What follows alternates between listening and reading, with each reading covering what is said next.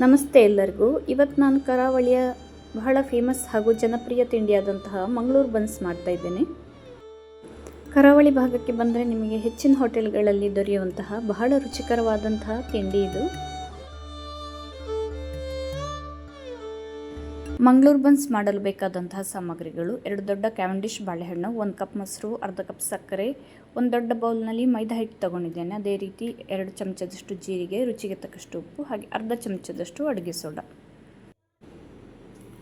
ಮೊದಲಿಗೆ ಬಾಳೆಹಣ್ಣನ್ನು ಸುಲಿದು ಅದಕ್ಕೆ ಸಕ್ಕರೆಯನ್ನು ಹಾಕಿ ಸರಿಯಾಗಿ ಮ್ಯಾಶ್ ಮಾಡಬೇಕು, ಅಥವಾ ನೀವು ಮಿಕ್ಸಿಗೆ ಕೂಡ ಹಾಕಿ ತೆಗಿಬಹುದು. ಬಾಳೆಹಣ್ಣಿನ ಯಾವುದೇ ತುಂಡುಗಳು ಉಳಿಬಾರ್ದು. ಅದೇ ರೀತಿ ಸಕ್ಕರೆ ಕೂಡ ಫುಲ್ ಕರಗಿ ಹೋಗಬೇಕು. ನೋಡಿ, ಈ ರೀತಿ ಕೈಯಿಂದ ಕಿವುಚಿದ್ರೂ ಆಗ್ತದೆ, ಇಲ್ಲಾಂದರೆ ಒಂದು ರೌಂಡ್ ಮಿಕ್ಸಿಗೆ ಹಾಕಿ ತೆಗೆದ್ರೂ ಆಗ್ತದೆ. ಮಿಕ್ಸಿಗೆ ಹಾಕಿದರೆ ತುಂಬ ಸುಲಭಕ್ಕೆ ಬೇಗನೆ ಆಗ್ತದೆ. ನಾನು ಒಂದು ರೌಂಡ್ ಮಿಕ್ಸಿ ಹಾಕಿ ತಗೊಂಡೆ. ಈಗ ಅರ್ಧ ಚಮಚದಷ್ಟು ಅಡುಗೆ ಸೋಡಾ ಹಾಕಿ ಸರಿಯಾಗಿ ಮಿಕ್ಸ್ ಮಾಡಿಕೊಳ್ಬೇಕು ಫಸ್ಟಿಗೆ. ಈಗ ಇದಕ್ಕೆ ನಾನು 2 ಚಮಚದಷ್ಟು ಜೀರಿಗೆ, ಹಾಗೆ 1 ಕಪ್ ಮೊಸರು ಮತ್ತು ರುಚಿಗೆ ತಕ್ಕಷ್ಟು ಉಪ್ಪು ಹಾಗೆ ಹಿಟ್ಟನ್ನು ಸೇರಿಸಿ ಸರಿಯಾಗಿ ಕಲಸ್ತಾ ಇದ್ದೇನೆ. ಬನ್ಸ್ ಮಾಡುವಾಗ ಯಾವಾಗಲೂ ಒಳ್ಳೆ ಹಣ್ಣಾದಂತಹ ಮೆತ್ತಗಿನ ಬಾಳೆಹಣ್ಣಿನ ಜೊತೆ ಸಿಹಿ ಮೊಸರನ್ನು ತಗೊಳ್ಳಿ. ಇದು ಹಿಟ್ಟು ಇನ್ನೂ ತೆಳ್ಳಗೆ ಇದೆ, ಹಾಗಾಗಿ ಮತ್ತೊಂದು ಬೌಲ್ ನಾನು ಮೈದಾ ಹಿಟ್ಟನ್ನು ಸೇರಿಸಿ ಕಲಸ್ತಾ ಇದ್ದೇನೆ. ಸುಮಾರು ಚಪಾತಿ ಹಿಟ್ಟಿನ ಹದಕ್ಕೆ ಇದನ್ನು ಕಲಸಿದ್ರಾಯಿತು. ಈ ದೊಡ್ಡ ಬೌಲ್ನಲ್ಲಿ 2 ಬೌಲ್ ಅಂದರೆ ಸುಮಾರು 400 ಗ್ರಾಮ್ನಷ್ಟು ಹಿಟ್ಟು ಬೇಕಾಗಿದೆ. ಎಲ್ಲ ಹಿಟ್ಟು ಕಲಸಿ ಆದ ನಂತರ ಮೇಲಿಂದ 2 ಚಮಚದಷ್ಟು ಎಣ್ಣೆ ಹಾಕಿ ಇದಕ್ಕೆ ಚೆನ್ನಾಗಿ ಸವರಿ 8 ಗಂಟೆಗಳಷ್ಟು ಕಾಲ ಇದು ಹುಳಿ ಬರಲಿಕ್ಕೆ ಬಿಡಬೇಕು. ಹಾಗೆ ಇದಕ್ಕೆ ಗಾಳಿ ಹೋಗದಂತೆ ಒಂದು ಮುಚ್ಚಳ ಮುಚ್ಚಿಟ್ರಾಯಿತು.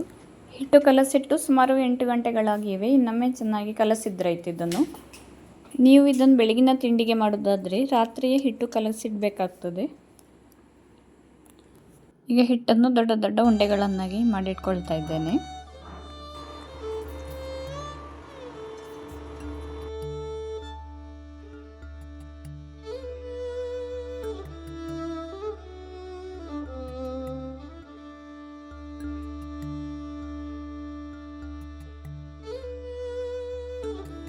ಈಗ ಒಂದು ಪ್ಲೇಟಲ್ಲಿ ಸ್ವಲ್ಪ ಮೈದಾ ಹಿಟ್ಟನ್ನು ತಗೊಂಡು ಇದನ್ನು ಸ್ವಲ್ಪ ದಪ್ಪಕ್ಕೆ ಲಟ್ಟಿಸ್ಕೊಂಡ್ರಾಯ್ತು.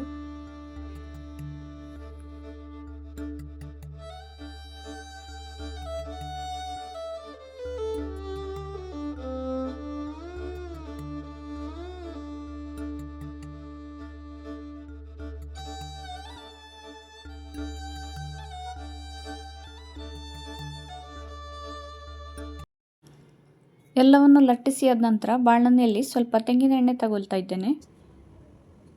ಇದು ಚೆನ್ನಾಗಿ ಕಾಯುವಾಗ ಲಟ್ಟಿಸಿಟ್ಟಂತಹ ಹಿಟ್ಟನ್ನು ಇದಕ್ಕೆ ಬಿಟ್ಟರಾಯಿತು. ಅದೇ ರೀತಿ ಸ್ವಲ್ಪ ಮೈದಾ ಹಿಟ್ಟಲ್ಲಿ ಅಂದ್ಕೊಂಡಿದ್ರೆ ಅದನ್ನು ಸ್ವಲ್ಪ ತಟ್ಟಿ ತೆಗೆದು ಆಮೇಲೆ ಎಣ್ಣೆಗೆ ಬಿಟ್ಬಿಡಿ. ಹಾಗೆ ಎಣ್ಣೆಗೆ ಬಿಟ್ಟ ನಂತರ ಸ್ವಲ್ಪ ಈ ರೀತಿಯಾಗಿ ಸೌಟಿಂದ ಒತ್ತಿ ಅದರ ಮೇಲೆ ಒಂಚೂರು ಎಣ್ಣೆ ಹಾಕಿದರೆ ಅದು ಉಬ್ಬಿ ಬರ್ತದೆ. ಹಾಗೆ ಆಗಾಗ ತಿರುವಿ ಹಾಕಬೇಕು. ಅದೇ ರೀತಿ ಉಬ್ಬಿ ಬಂದ ನಂತರ ಬೆಂಕಿಯನ್ನು ಮಧ್ಯಮ ಉರಿಯಲ್ಲಿಟ್ಟರೆ ಒಳ್ಳೆಯದು.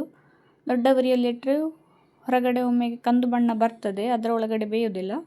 ಸೊ ಮಧ್ಯಮ ಉರಿಯಲ್ಲಿಟ್ಟು ಹೀಗೆ ಕಂದು ಬಣ್ಣ ಬರುವವರೆಗೆ ಇದನ್ನು ಕಾಯಿಸಿ ತೆಗೆದ್ರಾಯಿತು. ನೋಡಿ, ಈ ರೀತಿಯಾಗಿ ಬಾಕಿ ಉಳಿದಂತಹ ಎಲ್ಲ ಹಿಟ್ಟನ್ನು ನಾನು ಎಣ್ಣೆಗೆ ಹಾಕಿ ತೆಗಿತಾ ಇದ್ದೇನೆ. ಬನ್ಸ್ ಮಾಡುವಾಗ ಮೈದಾ ಹಿಟ್ಟಿನ ಬದಲಿಗೆ ಗೋಧಿ ಹಿಟ್ಟನ್ನು ಕೂಡ ಉಪಯೋಗ ಮಾಡಬಹುದು. ಇಲ್ಲಾಂದರೆ ಅರ್ಧ ಗೋಧಿ ಹಿಟ್ಟು ಅರ್ಧ ಮೈದಾ ಹಿಟ್ಟು ಹಾಕಿ ಕೂಡ ಬನ್ಸ್ ಮಾಡಬಹುದು. ಮೈದಾ ಹಿಟ್ಟಿಂದ ಮಾಡಿದಂತಹ ಬನ್ಸ್ ಬಹಳ ರುಚಿಯಾಗಿರ್ತದೆ ಅಂತ ಹೇಳ್ತಾರೆ.